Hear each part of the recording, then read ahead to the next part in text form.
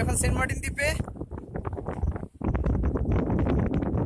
অনেক সুন্দর জায়গা, অস্থির ভিউ। এবং আমি আসলে অনেক টায়ার্ড, সকাল থেকে কিছু খাওয়া হয় নাই। এখন কটা বাজে? 3টার মনে হয় বাজে। কটা বাজে রে? 3টা বাজে। সকাল থেকে 2 পিস আম খাইছি, পানিটাও খাওয়া হয় নাই কারণ আমার খুব লুজ মোশন হয়েছে এখানে আসার পর থেকে। আমার বন্ধুর হলো উল্টা অবস্থা, ওদের হিংসা লাগতেছে কারণ ইচ্ছা মতো খাচ্ছে আর আমি খাইতে পারতেছি না। এই জায়গাটা অনেক সুন্দর।